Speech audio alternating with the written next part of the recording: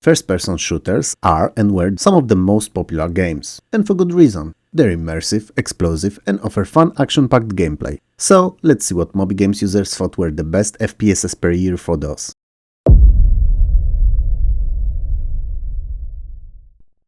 Demon, aka Monster Maze, is a 3D Pac-Man. I know, it's impossible for a game from 1983 to be a 3D Pac-Man, but it is, really. So what does Pac-Man clone do in a video about first-person shooters? Well, it plays out entirely in first-person view using wireframe graphics and that's a big one, so brace yourself keeping in mind that it released in 1983, it doesn't utilize a grid-based single-step movement same as early dungeon-crawling RPGs did. It's entirely fluid. Something that would not be seen in PC games with this viewpoint for at least next few years. So, to answer the question, it provides technological/historical background. Now, quite honestly, for the subject of today's video, there isn't much else important about Monster Maze. It's literally a Pac-Man clone in which you collect pellets while avoiding ghosts, occasionally getting a chance to kill them after picking up the special dot. There's an on-screen radar too, and it displays approximate locations of ghosts within the maze so that you would not run into them unintentionally. The way Monster Maze displays its labyrinth and how it moves is years ahead of its time and a building block for the soon-to-emerge cult genre. If you like Pac-Man, it's a fun change of pace for a few games, but other than that, after novelty wears off, you'll be back at the joystick/keyboard playing the classic 2D one, as it's a much better playing game overall. Still, technological and historical significance of Monster Maze cannot be ignored.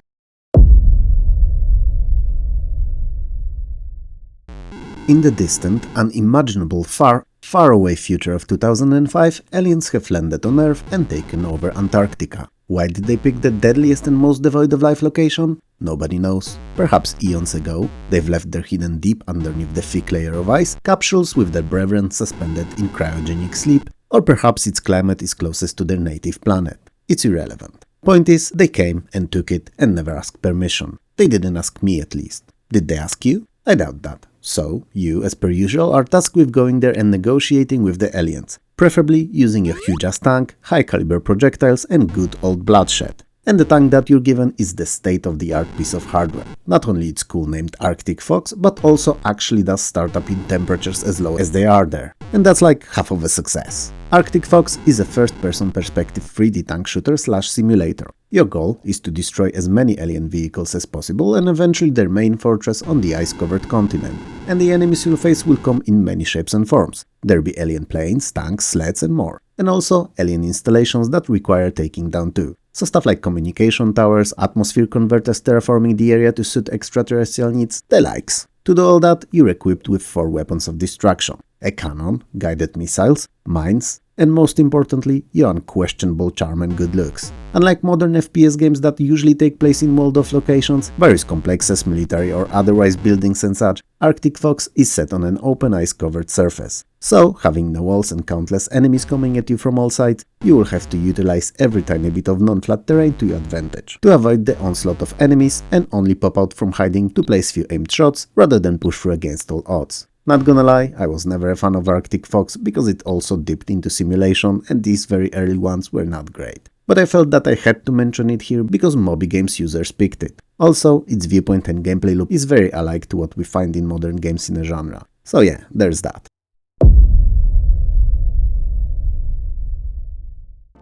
Catacomb 3D is the first real modern in its fundamental design FPS on our today's list. Also, Moby Games users pick for 1991. If the way the game plays and characters move seem familiar to you, then good, because it was made by id Software, the very same responsible for later Wolfenstein 3D, Doom and Quake games. You know, the progenitors of the genre and all-time beloved by many classics. And all the makings of what would in the future become these hits are already present in the Catacomb 3D. You take a role of the High Wizard Patton Everhail and have to descend into dark, slimy and evil-filled catacombs of the town cemetery to defeat the evil lich, aptly named Nemesis, and rescue your longtime friend Grail Minar. To do so, you'll have to traverse several maze-like levels, fighting your way through countless hordes of thematically fitting evil creatures. So orcs, trolls, ogres and the likes will be what you'll be cooking with your fireballs, leaving their scorched, stinky corpses left and right. Said fireball is your one and only weapon and it never gets replaced with anything better. It can however be charged up for a stronger and deadlier attack. You get to find single-use bolt and nuke weapons too, but they act more like bombs in shoot 'em ups, so I don't consider them weapons upgrades as they're of the screen-clearing type. The first shoots fireballs in rapid fashion for a moment like some kind of a fantasy machine gun, while second sends them in a ring centered around you outwards. Other than these two, there are also healing potions, scrolls with hints, and keys for typical in the early iterations of the genre, environmental puzzling. And since we're on the subject, some walls can be destroyed, and it may even be necessary from time to time to find your way around the maze and complete the level. Catacomb 3D, being the early representative of soon to be the by then hit of a genre, featured no map whatsoever, but it gave you a compass and sent you on your merry way.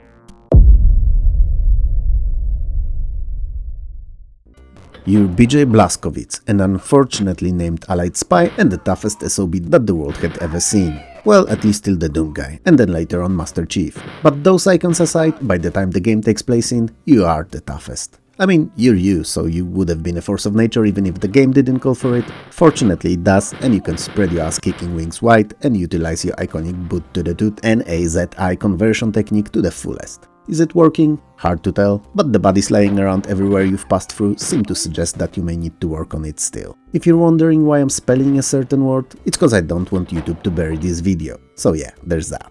Anyway, Wolfenstein 3D is an episodic first-person shooter and a game that single-handedly kickstarted the entire FPS genre to the heights of popularity previously unseen. It was not the first, sure, not even the best, no doubt about that, but it was the first that was a complete and well-thought-out enough product to gain such a huge following. Released a year later, Doom launched the game to the moon and guaranteed its mainstay in gaming library as one of the most important kinds of games to this very day. That's something we'll tackle in a minute though. The first out of 3 Wolfenstein's episodes was released completely free as a shareware and published by Apogee, and that can be considered as a cornerstone of its success, as many more players got to sample the frantic and fast shooting bonanza it offered and just couldn't shake the urge to keep going. And the solution to this burning issue was quite simple: to purchase the full game. Each episode is built out of 9 levels, last one always ending with an epic boss fight. There's also a secret level hidden within the first 8, so it's worth to hack the walls too, an exploration technique native to FPSs that it also pioneered. Wolfenstein 3D received additional 3 episodes in a nocturnal mission pack that served as a prequel to the main game's story and added more of the same blood pressure raising, action-packed goodness. The game offers 5 unstoppable weapons: a knife, pistol, machine gun, Gatling gun, and the strongest one of them all, your epic jawline, which is not usable per se, but serves as means of intimidation for the enemies to fear. It may be a rather small arsenal, but it was more than enough for the first real game in the genre. There are a few additional pickups too: medkits, chicken meals, dog food, ammo, and treasure for points. If you've never played Wolf 3D, and I doubt that, but if you really didn't, pause the video and go and do just that. It's worth to learn why the games look and play the way they do today.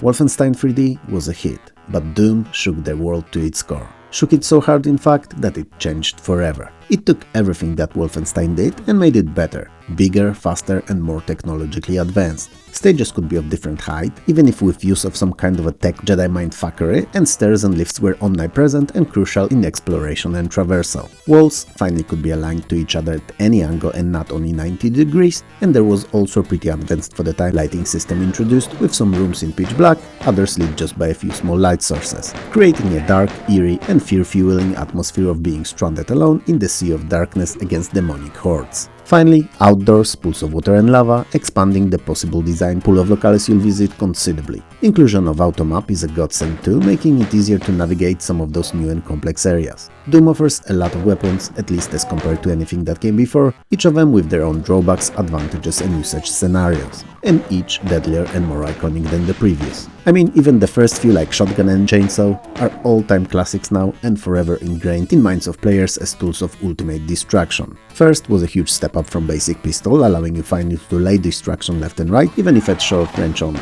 And second, while useless at a distance too, up close it annihilated anything it touched. Unlike in Wolfenstein, there are no lives in Doom. You have one and that's it, and it's gonna last you throughout the entire game. You know, like in real life. You can however find various buffs and boons like medpacks, armor and berserk pack to survive it all. What I always found most captivating about Doom though was the atmosphere. Sci-fi mixed with demonic, all dark, gritty, with tons of jumpscares and fear-inducing gruesome looking foes. Each next uglier than the last, often spewing demonic fire at you from afar or rapidly closing distance between the two of you to lay their deadly attacks from melee range. There was just nothing like it back then. But while it was all undoubtedly amazing, it still wasn't the most important thing that Doom did. Not even close. Even if we assume that Doom wasn't the first FPS title, it was the first online multiplayer FPS game. And even better, offering two completely different modes of play. Campaign co-op, which was even more fun than the base game, and more popular, more widespread and played,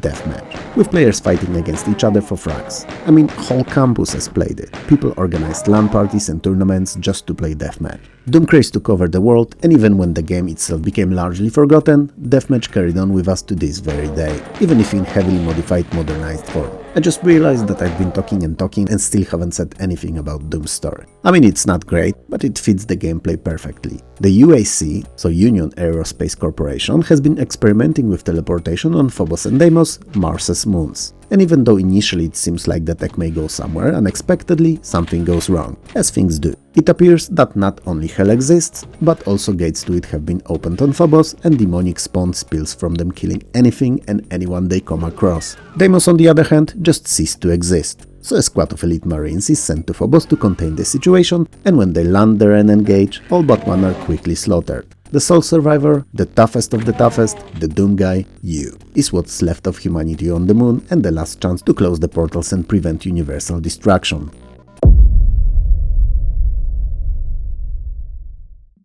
After defeating demons on Mars, our hero returns to Earth, only to find out that the planet has been invaded too, and it's up to him to save humanity again. And I say him, but we both know who I really mean, right? So I give you a day to clean up, gear up, rest up, and say your goodbyes just in case, cause if it's not you, no one will save us. And our race will cease to exist. Doom 2 is basically Doom 1 but better. It plays identical to its predecessor, which is good cause by 1994 Doom's gameplay has been every Amiga and 286's user's wet dream. And why break what's working? It could be argued that Doom 2 was a lazy outing, only adding one new weapon in the form of super shotgun, bigger levels and more deadlier monsters. But since that was precisely what the fans of the first game wanted, it became an instant and huge success. The fact that it was pretty much modding friendly from day one extended its life and replayability near indefinitely, and numerous variously themed total conversions started popping up basically within weeks from its release. Quite notable among them was the Mortal Kombat themed one, which may not have been the best of them all gameplay-wise, but was definitely one of the more interesting ideas Doom Engine was used for. Unlike the first game, Doom 2 was not a shareware title, but a fully commercial release. And no wonder, as it didn't need to advertise itself anymore. Whomever played the first eagerly awaited the second, and no ads or playable demos were needed to sell it. All 30 levels along with 2 hidden ones form a singular long campaign and are not divided into 3 artificial episodes. One thing that most usually overlook when tackling Doom is how it changed its philosophy of level design. First game, while looking better than anything before it, was largely all about navigating a maze of rooms and solving simple and often unnecessary environmental puzzles. And every 10 levels, so whenever an episode ended, you started from zero with a pistol and an army of demons to defeat. In the second game, most of the puzzles were abandoned or simplified, and the focus was moved first and foremost to much more fun demons annihilation. And the levels themselves too were designed in a more obvious and less maze-like way, meaning you kept the feeling of progression, dropping the one of being lost or confused entirely. On top of it all, since it offered a single campaign, you got to keep all your weapons all throughout it, which was a nice change of pace. In short, if you played first Doom or any other FPS and liked it, you'll love Doom 2. If you didn't enjoy it, however, chances are you won't change your mind because of it. And also, what are you doing watching this video that only covers the games in a genre?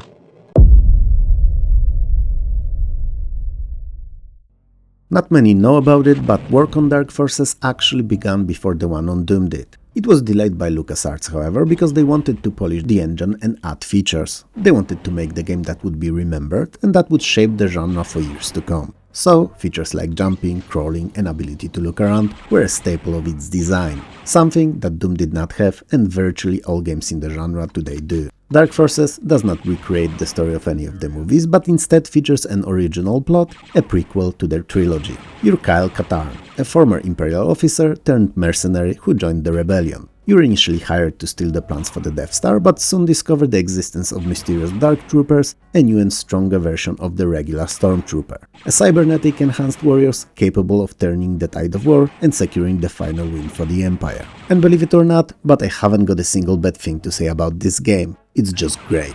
The story is interesting and spans over 14 missions that require both keen eye to kill all the baddies and ability to solve some very simple and omnipresent puzzles. Graphics and sounds are amazing for the time and arguably a step up from those found in both Doom games. Naturally, well-lit, futuristic and clean environments are completely different to those dark and gloomy in id Software's titles, but the bump in quality is definitely noticeable. Many known to the fans of the movie's areas and settings are present in the game and beautifully designed, so places like Coruscant or inside of a Star Destroyer to name a few. Yup, you'll get to visit them in-game. Same can be said about many well-known characters that are represented in full detail and easily recognizable. I mean, who hasn't dreamed of meeting Jabba the Hutt? Star Wars Dark Forces is a polished and well-executed game that fans of both FPS games and Star Wars will no doubt enjoy a lot.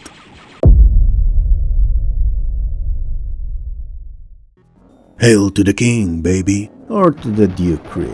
1996 was a year that both Duke Nukem 3D and Quake came out. And if it was up to me, I'd have a hard choice picking the better, the more important game in the genre for the year. Quake was definitely more advanced technologically, it was the first real full 3D shooter with everything that it entailed. It was darker too, mixing gothic and sci-fi in its design in equal measures. On the other hand, Duke 3D was all about fun. The levels were fast-paced, full of secret areas, hilariously designed enemies and dozens of catchy one-liners. Shooting-wise, both were as good. And that is what makes it so difficult. I mean, I'm sure I'd land on something after hours of deliberation and countless pros and cons list, but fortunately the world has spoken and Moby Games users made the call for me, and Duke Nukem 3D came out on top. It's a fun and full of dark humor and pop culture references 2.5D first-person shooter that you definitely know everything about already. You played it and loved it when you saw it first more than 20 years ago. The end. Wow, that was easier than I thought. You can skip to the next game now as I'm done here. So, did you? Did you skip? Nope, wrong question. Of course you didn't if you're hearing this. So, are you still here? Did you decide to stay and see if I had anything else to say about it? Good. The game takes place in futuristic LA that's been invaded by the aliens. And naturally, when there's something strange in the neighborhood, when there's something weird and it don't look good, who you gonna call? No one, cause it's you who's gonna be called to come and deal with it. And your 28-level strong adventure filled with one-liners galore will take you on an ass-kicking adventure straight from the streets of LA through dozens of differently themed locales. I mean, you'll fight on a football field, on and around Japanese-style villa, and even on a space station. Not necessarily in that order. You'll battle through thousands of aliens, some of which look like failed Cold War-era Soviet experiments being half-men, half-pigs, while others are more aching to skinny and wimpy predators torn out of their hunter's armors. And these are just a few. The arsenal you'll have access to save the Earth from the aliens come one corpse at a time is pretty varied too and consists of anything from our standard weaponry, so pistols and the likes, all the way to the alien blasters of various kinds and even a shrinking ray, which while not causing any damage itself can reduce any enemy to the size of an ant that then you can promptly stomp on, leaving but a small crimson-colored stain on the sole of your boot. Other than that, you'll have a whole set of various pieces of gear like jetpacks, night vision goggles, distraction holograms, steroids, medikits and the likes, all to aid you in your annihilation bonanza. Now, while all that seems fun and all, like hours of content and shipping containers worth of alien remains to leave behind, Duke Nukem's strongest suit is his personality. He is badass and he knows it. He doesn't need anyone reminding him of that. In fact, he makes sure to let everyone know that he is himself. And it is as cringe as it is fun and you can't help but love it. Duke Nukem 3D was the first FPS I played in multiplayer. And while I play earlier games in deathmatch mode too, it was actually not on their original release dates. And Duke was my first. I don't think I've ever rediscovered the same stupidly fun feeling in multiplayer in other shooters as I experienced when playing Duke. It was amazing. I mean, I remember hiding somewhere, camping, checking the cameras all the time, trying to snipe that buddy of mine who seemingly disappeared, just to have him jump out from behind and shoot me point blank in the back of my head. Because while I was looking for him, he was following me stealthily, so that whenever I checked the cameras, they didn't spot him because he was not far, well hidden, just a step behind. It was bliss. A feeling I don't get from many today's shooters. Oh, and I love the build editor too. Super easy and fun to use tool to craft your own stages. So, Duke Nukem 3D is great, even today, the end. A real one this time.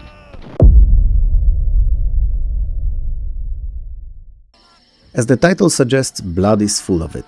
Blood, that is. It's a first-person perspective horror and macabre-themed shooter made with Duke Nukem 3D's build engine. It's also one of the best 2.5D shooters of its time, which explains why Moby Games users picked it as the best of 1997. It's excellent. It uses grim and gloomy atmosphere, it has a very dark sense of humor, memorable enemies like zombies and cultists, and a lot of very imaginative weapons to choose from. I mean, pitchforks, spray cans and voodoo dolls are not the weirdest of what it has to offer. Blood is definitely not for kids, as guts and gore are galore. And it's not unusual to find bodies in various states of decomposition and fountains of blood after each enemy death. It's not a cheap gimmick though, and the game has a pretty interesting, even if a bit simple and shallow story to follow. You play as Caleb, a very skilled and deadly gunslinger, perhaps the best there was, and you would have been one for years to come if you wouldn't have met a woman that you fell for, and she got you involved in a mysterious and dark cult known as Cabal. Yes, like the Commodore 64 game Cabal. As you learn more and more about it, you fall for their preachings, promises and hopes, and quickly rise through the ranks, eventually becoming one of the four chosen, the favorite worshippers of the evil god Chernobog. As most gods, however, this one too is a rather selfish being, and one of those days he decides to end his four chosen. And so he does. Years later, resurrected under mysterious circumstances and filled with anger, hate and lust for revenge, you set out to learn why your god betrayed you and to make him pay for it. Most levels are located in and around realistically looking structures and locations, feature interactive objects and even destructible environments, though these last only in specific scripted locations. Levels are designed in a very clever and memorable way, often having numerous hidden areas behind destructible walls or moving floors. Blood is definitely not for the faint-hearted, as it's one of the most gruesome and violent FPSs of the 90s. So, if you have a high tolerance for severed limbs, heads on spikes and bodies impaled to walls, there's a lot to love here and have fun with.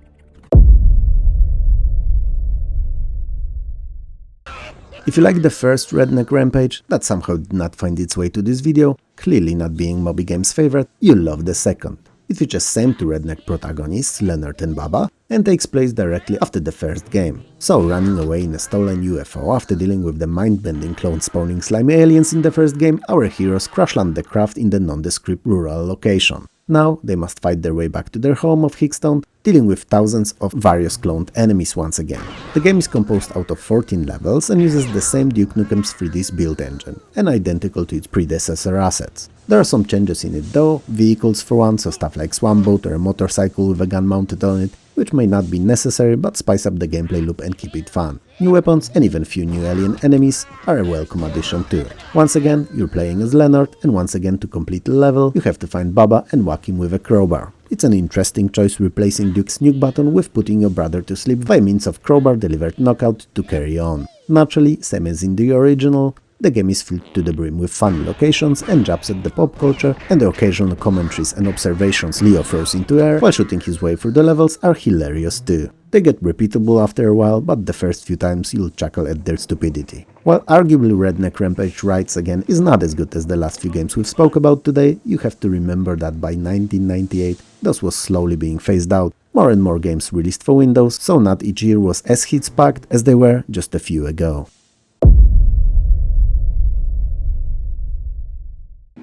I've never played World War II GI, and it's not because there's something inherently wrong with it, but because by 1999 I was already heavily invested in Windows and didn't look back, especially at aerial and less capable in my ass than systems. So everything you'll hear about it is what I found online. Sorry, but for the sake of transparency, it had to be said. So, World War II GI takes place during the invasion of Normandy. You're set in shoes of one of the GI, so the so-called galvanized iron troops, US military unit sent to wipe out numerous German Wehrmacht and SS soldiers. The missions will take you through the whole campaign, starting with Normandy landing, all the way through various different in-objective operations in French villages and towns, to attack on German military installations, and even Saving Private Ryan kind of a mission too, which apparently is very fun and really tough. The weapons are quite varied as well and cover armament found on both sides of the conflict at the time, and unlike most games of the time, GI actually allows for picking up of dropped enemy weapons. The most interesting mechanic of the game though, and also one of its biggest issues, is a morale meter, which in theory should be a great addition as it monitors how you quote-unquote feel about your own mission progress, and it is then in turn reflected in your skills, well, in this particular case accuracy. So if you do great, your accuracy is pinpoint and most of your shots connect and enemies drop left and right all around you. But if you get shot, the opposite happens. And if that was all, the system would work just fine. But it's also connected to your bodies, and if your allies get shot, your morale drops too, making World War II GI unnecessarily demanding title. Presentation-wise, there's not much I can pick on when it comes to sound, at least judging by the different videos I've seen of the game, but the graphics are rather disappointing. They are built on a universally easy to utilize Duke Nukem 3D's build engine, which is an incredible tool, and I remember spending hours remaking my childhood home in it back in the day, with an obligatory secret passage behind the toilet naturally, because it had to have a secret entrance to the Batcave somewhere. But by 1999 it was already an old tech and one that did not need rehashing for another game. But, and that's the most important thing here, it's not my call, and the game was the most popular FPS for the year according to Moby Games. Pretty interesting 11 years it's been, haven't it? It started off slowly with simple titles, eventually turning into pure hits. What do you think of the list though? Would you change anything? Let me know in the comments below. If you like the video, hit those like and subscribe buttons below. Smash them if you have to, it helps more than you could ever know. Also, I would like to thank you and all my amazing Patreon and YouTube members for helping this channel keep going. And last but definitely not least, I would like to thank all the wonderful folks who record and upload playthroughs, let's plays and other retro-centric videos here on YouTube, because they help to preserve the games that would have otherwise been long forgotten. So thank you.